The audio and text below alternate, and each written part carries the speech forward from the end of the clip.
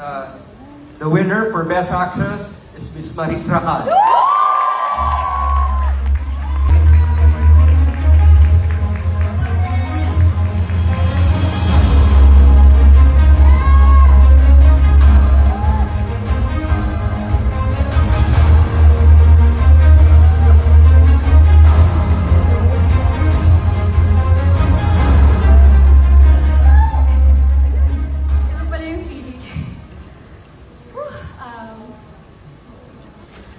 I would like to first acknowledge all of the amazing actresses in this category.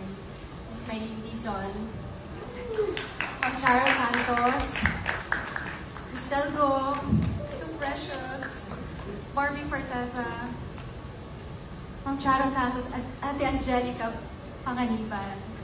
It's such an honor to be nominated alongside all of you. Maraming salamat, Eddies, for this. When I read the script, Sunshine, during the pandemic, I knew right away that it's going to be a big responsibility. Talking about abortion in this country is not going to be easy. But all of my fears and doubts faded away kasi alam kong marami akong kakampi.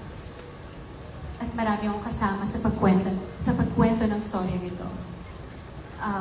This award is for Direk Donetta Daune.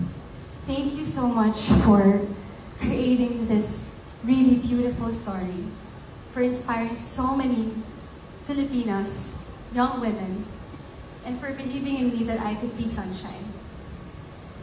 Maraming salamat, Project 8. You guys are so precious to me, Ate Rain, Ate Angel, thank you.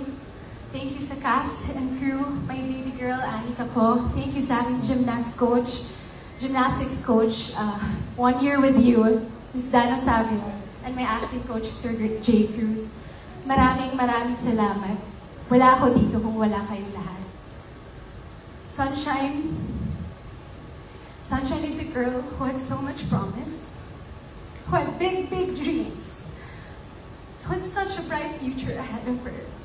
Pero nadapa, nagkamali. This feels so familiar to me. And I know that feeling of almost losing everything. Matatanong mo sa sarili mo kung ititigil mo na lang ba, kung burado na ba yung sarili mo. Pero hindi.